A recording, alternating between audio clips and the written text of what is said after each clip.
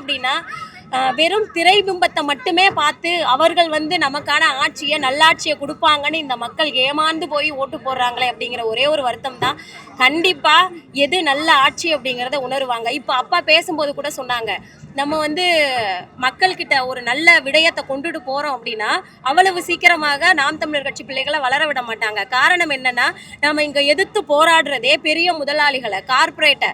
நம்ம தண்ணீரையும் மருத்துவத்தையும் கல்வியையும் இலவசமா தரோம் அப்படின்னு சொல்றோம்னா, இதை வச்சு இங்க தொழில் செய்யறவங்க ஏராளமானவர்கள் இருக்கிறாங்க. இப்ப எல்லாமே தனியார் மயமாகிடுச்சு. மக்களை நம்ப வச்சிருக்காங்க. தனியார் மயமாக்கினா மட்டும்தான் அது சிறப்பான கல்வியா இருக்கும், சிறந்த மருத்துவமா இருக்கும், தூய குடிநீர் அப்படிங்கிறது பாட்டில்ல கொடுத்தாதான் தரமானதா இருக்கும் அப்படின்னு மக்களை நம்ப வச்சிருக்காங்க. ஆனா இது எதுவுமே தரமானது இல்லை, ஏமாற்று வேலை அப்படிங்கிறத நாம் தமிழர் கட்சி கொண்டுட்டு போகுது அப்படின்னா இவங்க நம்மளை வளர விடாம அடிக்கணும்னு தான் நினைப்பாங்க. இதை கண்டெல்லாம் துவள போவது இல்லை. நாம அடுத்த கட்டத்தை நோக்கி நம்ம எப்படி பயணிக்க போறோம், அடுத்த சட்டமன்ற தேர்தல், நாடாளுமன்ற தேர்தலை எப்படி நாம சந்திக்க போறோம், அதற்கான வியூகங்கள் என்ன, அதுதான் எங்களுடைய நிலைப்பாடா இருக்குமோ ஒழிய இதை பத்தி ஐயப்பாடு அப்படிங்கறதெல்லாம் எங்ககிட்ட கிடையாது. ரிசல்ட் வரும்போது அங்க இருந்து பூத்ல இருந்திருப்பீங்க. அது பார்க்கும்போது என்னடா இவ்வளவு ஓட்டு இவ்வளவு கேட்டோம், இவ்வளவு கம்மியா போட்டீங்க, என்ன மனநிலை இருந்துச்சு? இல்ல அன்னைக்கு ஆரம்பத்துல நம்ம போட்ட உழைப்ப திமுகவா இருக்கட்டும், அதிமுகவா இருக்கட்டும், இல்ல மற்ற கட்சிகளா இருக்கட்டும், யாருமே நம்ம போட்ட உழைப்ப போடவே இல்லை. யாருமே முழுமையா களத்துல களமாடலை.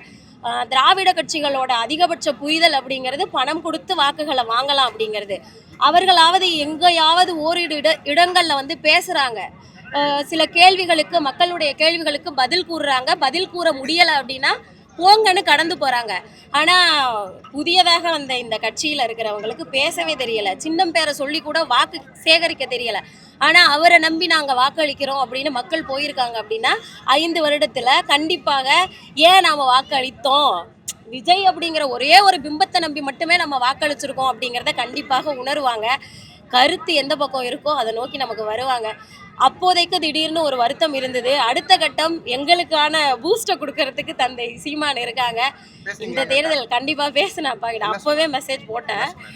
இந்த தேர்தல்னா அடுத்த தேர்தல்டா, பார்த்துக்கலாம் விடு, இப்போதைக்கு தெரியல, மக்கள் இந்த கவர்ச்சியை மட்டும் விரும்பி போயிட்டு இருக்காங்க, அவ்வளவுதான் அப்படின்னு ரொம்ப நம்ம அடுத்த கட்டத்தை நோக்கி நகர்த்தி கொண்டுட்டு போகும்போது நமக்கான தலைமை இருக்கு, நம்மளை வழிபடுத்துறதுக்கு ஆள் இருக்கு.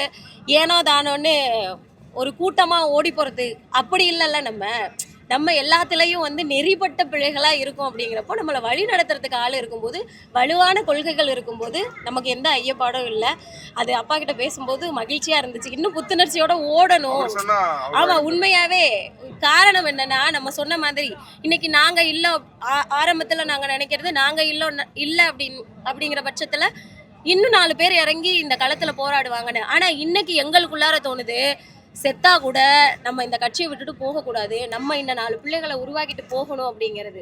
இந்த நிலைப்பாடு ஒவ்வொருத்தவங்க உள்ளாரையும் வரும்ல, கட்சிக்கார பிள்ளைகள் இருக்கட்டும், ஒவ்வொருத்தவங்க உள்ளாரையும் இந்த எண்ணம் வரும்.